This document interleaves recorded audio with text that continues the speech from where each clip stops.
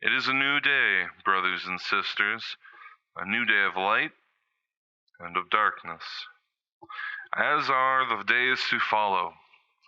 I apologize that this message is recorded and distributed over radio by the brothers, but I must rest myself and recover from a recent encounter, and I knew I wouldn't arrive near a larger city where you might find me. So know that I am healing, and know that not all things, but many things, are well. This week, my friends, some remarkable things happened. Jack Gallo, my once friend, has passed from this world. It saddens me, but at least the beast's howls have been ceased.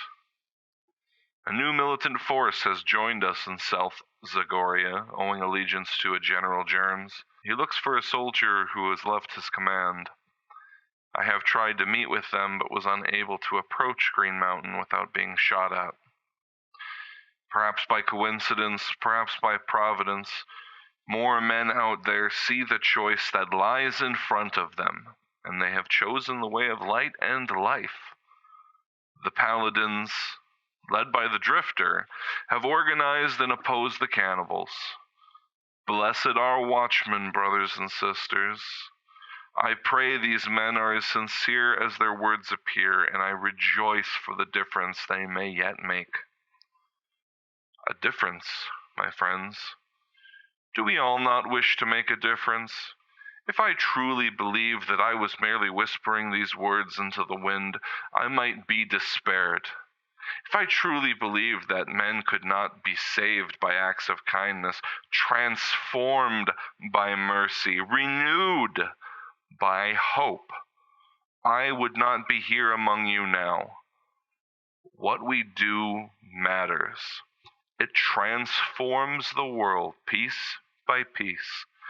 It reveals with the light of our souls how the world can truly be. I met a traveler just the other day, friends. His name was Sam. He was young and eager, and despite everything that has happened since DayZ, he was full of life. We spoke of where he came from, where I came from, what we do. He was thrilled that the Brotherhood existed. He told me, I knew folks like you had to be out there somewhere. He asked me how he could join. He asked me what it takes. I asked him in return, why did he want to join us? He told me how skilled he was with a rifle. He told me the details of his personal campaign against coastal bandits. He told me how he would kill anyone who crossed the Brotherhood. I asked him how many had he saved. He stammered and he paused, and he told me just himself.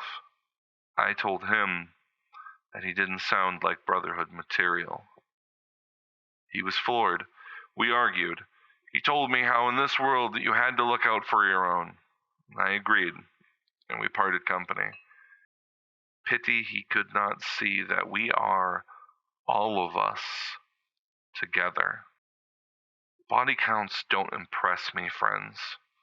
It is so easy to take a life.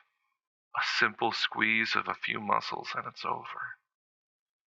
It's too easy. It takes a certain resoluteness, I admit. But as Sam pointed out, in this world, we all had to make that choice at some point to make it. Being willing to kill is, tragically, the new default of survival. But willing to save? That's special. That is real strength. That impresses me. I mention this because I want to remind you all that it is not enough merely to survive, and it is not enough merely to kill. What have you done to save someone? Have you left extra food at St. Joseph's? Have you stopped someone from being a victim? Have you given of your own possessions to another in need? Did you give someone a chance, one you knew you would never get from them? I can hear some of you now saying, But the world is different now. It is different because we say it is. We have said it by not trusting, by turning away from suffering, by taking more than we need, by assuming the worst about everyone else.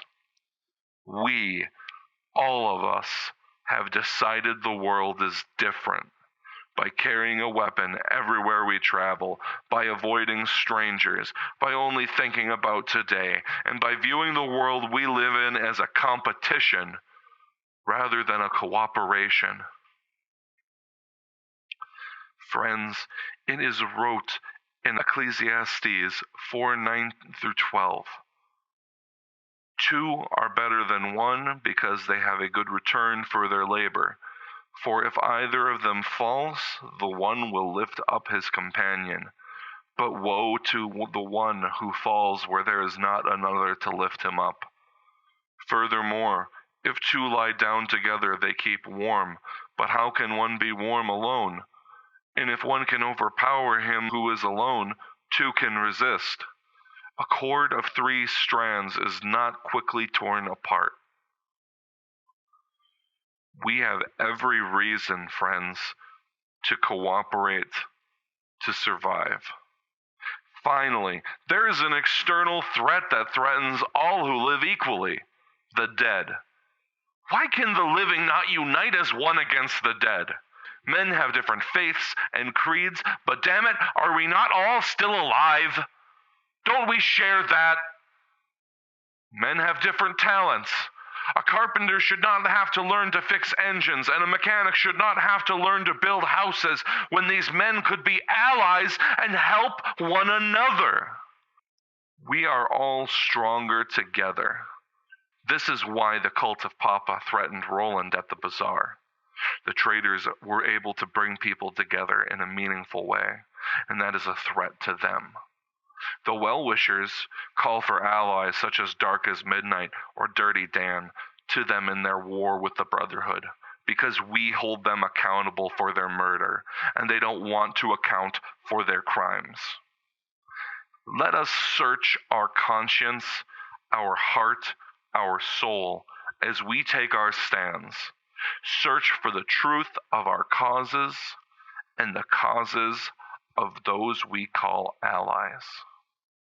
May the Lord see fit in his infinite wisdom to guide us and to use us to see his will be done. Let us shine our light out into the world, and let the fire in our hearts burn away the darkness. Amen.